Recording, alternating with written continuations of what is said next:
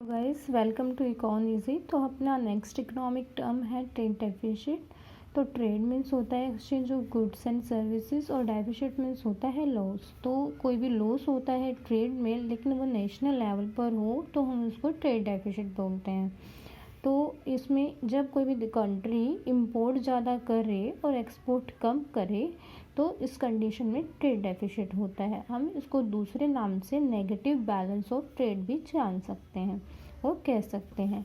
तो how to calculate trade deficit, हम कैसे निकालेंगे ट्रेड डेफिसिट को किसी भी कंट्री का। तो इंपोर्ट में से अगर हम एक्सपोर्ट कर दे माइनस तो हमारा निकल के आता है ट्रेड डेफिसिट।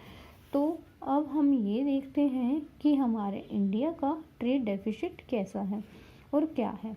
तो 73.41 बिलियन डॉलर इंपोर्ट है। अगर हम उसमें से एक्सपोर्ट 45.20 बिलियन डॉलर को लेस कर दें तो हमारा निकल के आता है $28.21 बिलियन।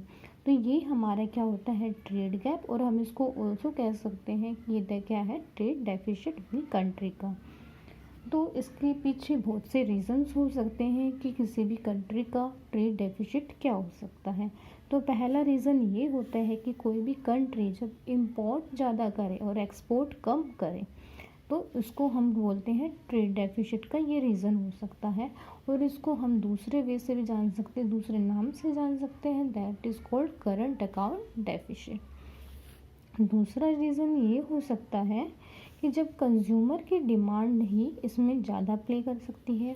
फॉर एग्ज़ाम्पल, अगर हमारे किसी भी कंट्री की income of level of consumer की इंक्रीज़ हो जाए किसी भी पर्टिकुलर टाइम पर तो वो स्पेंडिंग अपनी खर्चा अपना ज़्यादा बढ़ा देते हैं और इस वजह से क्या होते हैं कंज्यूमर की डिमांड बढ़ जाती है, जिस वजह से हमारी कंट्री में इंपोर्ट ज़्यादा हो जाता है और एक्सपोर्ट कम हो जाता है।